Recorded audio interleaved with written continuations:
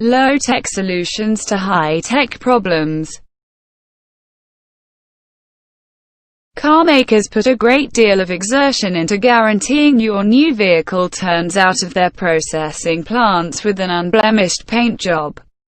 That is the reason they vigorously put resources into best-in-class hardware like cutting-edge painting stations, mechanical robots and ostrich plumes. Did we simply state ostrich plumes? Indeed. Female ostrich quills actually, the littlest residue molecule can obliterate the best paint job, and nobody realizes that better than car makers. This is the reason they differentiate their artistic creation divisions from the primary processing plant. They even impact laborers and guests to the artwork offices with air to eliminate dust and free fiber that might be holding tight their clothes. However, that isn't sufficient, since minute residue particles actually discover their way in and stick on vehicles anticipating painting. Car makers dispose of these particles by running the vehicles through Goliath dusters made out of female ostrich quills just prior to painting. Early lifts didn't have mirrors. Producers just added mirrors since they would not like to contribute their time, exertion and cash into making quicker elevators. It all started a very long while back, when lifts were as yet another development. Clients frequently grumbled the lifts were excessively moderate. Most lift producers got back to the planning phase to plan quicker lifts, which was costly. Nonetheless, one organization chose to do things a piece differently. It led an examination and found most clients thought lifts were more slow than they truly were. Individuals just griped in light of the fact that they don't had anything to do other than gaze at the dividers of the lifts while considering the numerous terrible things that could occur if the links snapped and the lift tumbled to the ground. The lift organization closed. They required an approach to divert individuals. They added reflex so individuals could consider their appearance while in lifts. Clients quickly forgot about time and now thought lifts were quicker than they were. In the event that you've seen an overhead photograph of a cutting-edge plane carrying warship or even observed one very close, you will see the runway is constantly calculated and never straight. This difference is with the World War II period plane carrying warships that had straight runways. For what reason is this so? This has an inseparable tie to the development of the stream motor. World War II period transporters conveyed propeller-driven planes, which required more limited runways to take off and land. This implied the transporters could dispatch and recuperate planes at the same time. Be that as it may, this changed when fly-fueled planes came along. Jet motors require longer runways for takeoff or landing. This implied the transporters were either dispatching or recuperating planes and couldn't do both simultaneously. What's more, arrival streams that miss the capturing wire, which helps in quickly decelerating a setting down plane, would not have enough runway space to taxi and take off to endeavor another landing. One answer for these issues was to fabricate bigger plane-carrying warships with longer runways. This recommendation was thrown away on the grounds that it didn't tackle all the previously mentioned issues. A subsequent proposal was to leave setting down planes floating over the transporter while different planes took off. Notwithstanding, this too was relinquished on the grounds that planes don't convey enough fuel. The third choice was to tilt the runways on existing transporters to boost runway space. The calculated runways were longer and fathomed each, issue the naval force had with more limited aviation routes. A couple of years prior, the U.S. Air Force utilized 1,760 Sony PlayStation 3 consoles to assemble the most impressive supercomputer in the U.S. Department of Defense and the 33rd most remarkable supercomputer in the world, the supercomputer was groundbreaking to the point that it could perform 500 million numerical activities in a single second and dissect over a billion pixels in a single moment.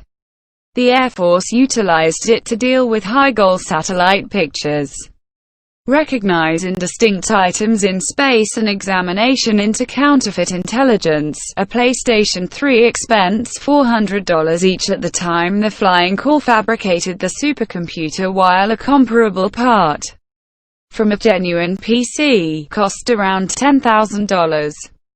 This put the expense of the whole venture at $2 million, which is between 5 to 10% the cost of a normal supercomputer of comparative ability.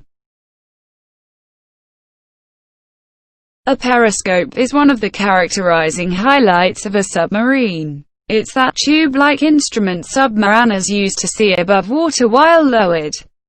Periscopes have seen an overhaul of late and have advanced from the conventional cylinder-like shaft with 45-degree mirrors into high-goal cameras that can see 360 degrees over the submarine. The U.S. Navy utilizes these cutting-edge periscopes in its most recent Virginia-class atomic-fueled submarines. Nonetheless, this innovative gear has the most low-tech controls ever: the Xbox 360 controller. The utilization of Xbox regulators in U.S. Navy submarines is an ongoing turn of events.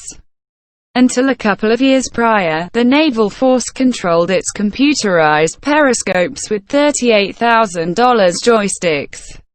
It just traded them for Xbox regulators after junior officials whined the joysticks were gigantic, hefty and required broad training. Xbox 360 regulators, then again, cost around $39.95 each. They're light, simple to utilize and don't need broad preparing. They're likewise simple to supplant since they can be bought from the closest game store. The non-appearance of gravity is one of the most clear issues NASA experienced in the beginning of room travel. As we as a whole know, gravity is the explanation everything remains on the ground. In a weightless climate like space, whatever isn't made sure about to the ground or dividers will simply continue coasting around. NASA required an approach to shield apparatuses and gear from drifting around without fundamentally catapulting them to the ground or divider. So it went to Velcro, the creator of snare and circle clasp, and both cooperated to consummate a snare and circle latch that won't just shield stuff from drifting around, yet will likewise endure the outrageous climate of space. NASA utilizes bunches of Velcro in its activities. It even added them to spacesuit caps with the goal that space explorers can scratch their noses while spacewalking. Little marvel numerous individuals incorrectly think NASA developed snare and circle clasp. NASA didn't create snare and circle latches, however, as it said about Velcro in 1969. We were unable to fly without it. Landmines are an immense issue in previous combat areas. Considering they possibly detonate when a person or thing steps on them, they can stay dynamic for quite a long time, even long after the war is finished. Consistently, a great many individuals lose their lives subsequent to stepping on fail to remember landmines. Finding and deactivating these landmines is an extremely troublesome and risky work, even with bomb recognition hardware. A few associations supplant the bomb identification hardware with bomb recognition canines, yet these canines are regularly costly to ship and convoluted to use. In 1997, an enemy of landmine NGO called APOPO stepped in with a less expensive and better arrangement: rodents. These aren't your customary tram rodents, however. The African Goliath pouched rodent, which are as extensive as felines.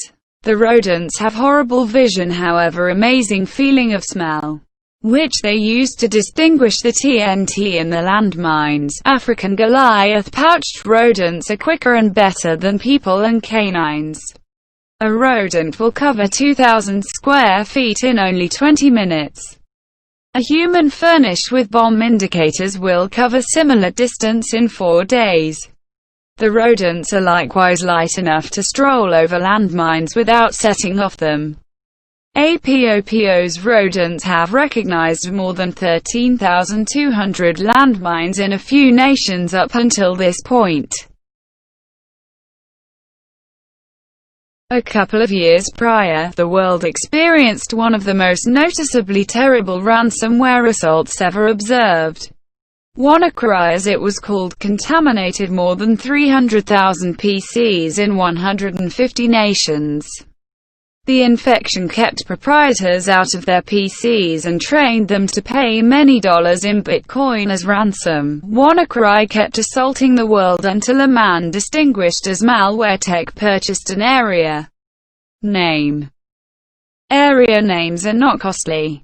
They cost around $10 overall. Notwithstanding, that basic activity was sufficient to deliver WannaCry accommodating.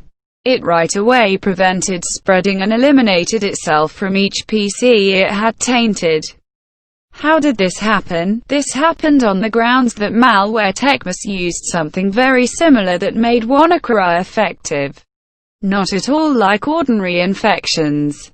Ransomwares consistently keep up a correspondence channel that connects the aggressor to the person in question. While this may sound imbecilish, the aggressor quite this channel to send installment data to their casualties, gather, delivers and open their PCs after payment. However, this correspondence channel works the two different ways, since law authorization officers could utilize it to follow the assailants.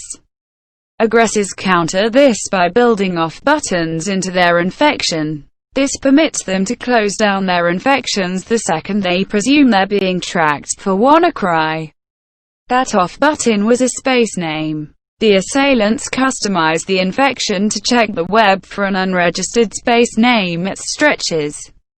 The infection would keep spreading if the area stayed unregistered, however will quickly stop the second it was enlisted. Malware Tech found that off button and enrolled the space name, halting the infection. We as a whole realize planes require ordinary upkeep, since pilots can't stop on the closest cloud at whatever point they run into issues. Be that as it may, support is a major word here, since it could allude to something as fundamental as holding the plane along with speed tape. Think of speed tape as the channel tape for planes. Like pipe tape, they can fix everything despite the fact that flying specialists restrict them to holding non-critical pieces of the plane together. They're viewed as a transitory arrangement, and the issue will be typically figured out whenever the plane goes into maintenance. Speed tape costs $200 or $300 to thousands of dollars. While that may appear to be costly, it is less expensive when contrasted with the large numbers or even great many dollars carriers will lose if planes were removed from administration each time they have issues. The U.S. Army Special Operations Command utilizes many particular portable applications during top military activities. Notwithstanding, rather than creating costly gadgets to deal with those applications, they went to a less expensive other option, iPhones. While we don't have the foggiest idea what most of these applications do, we are aware of one that utilizes the split-screen highlight of the iPhone. The administrator sees a live film shot from a flying unmanned aerial vehicle on one piece of the screen and a guide indicating the course taken by the UAV on the other. A Business Insider report uncovered the military recently utilized Android-controlled Samsung Galaxy Note cell phones prior to changing to the iPhone 6s. The switch was vital in light of the fact that the applications frequently froze on Samsung, continually requiring the administrators to restart the gadget. What's more, The iPhone 6s likewise would be wise to screen gold, which made photographs and recordings sharper, before this transforms into another Samsung iPhone, Android iOS or Google Apple war. We should add that the Department of Defense pitched the more established Samsung telephones it was utilizing at the time against the more current iPhone 6s during tests. Thanks for watching. Please subscribe and click bell.